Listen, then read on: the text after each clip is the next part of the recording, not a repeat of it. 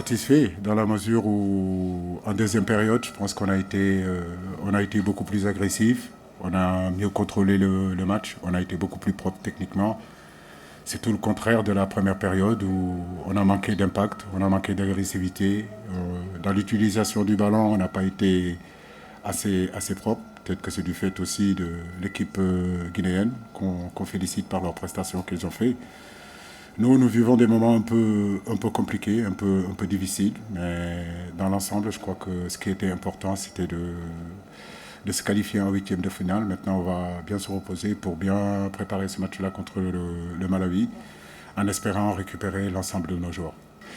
En début de rencontre, on était en début de deuxième période. Ça se passait plutôt bien. On a décidé aujourd'hui, par rapport aussi à un petit peu plus de fraîcheur de nos joueurs qui sont là, qui sont fatigués, on avait besoin de les sortir, on les a sortis, on a rectifié encore en passant à 3 dans le milieu pour bloquer le milieu. Habib est rentré, on est resté en 4-4-2. Après, j'ai fait rentrer Lopi pour densifier le milieu et mettre Sadio sur le côté gauche. Bien sûr, c'est une équipe qu'on a supervisée. Nous savons très bien qu'ils ont de la qualité. Naby Keita, c'est de la qualité. Bayo, c'est de la qualité. Silla, ça a de la percussion.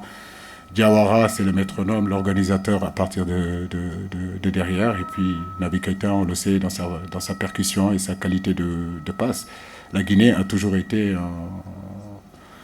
une grande équipe sur le continent africain. Maintenant, comme je vous le dis, c'était deux équipes qui étaient en face aujourd'hui cet après-midi. Nous, on ne sous-estime personne.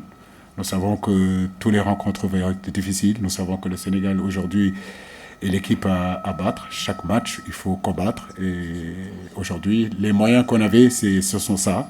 Les réalités d'aujourd'hui, c'est ça. En espérant que demain, les réalités seront autres.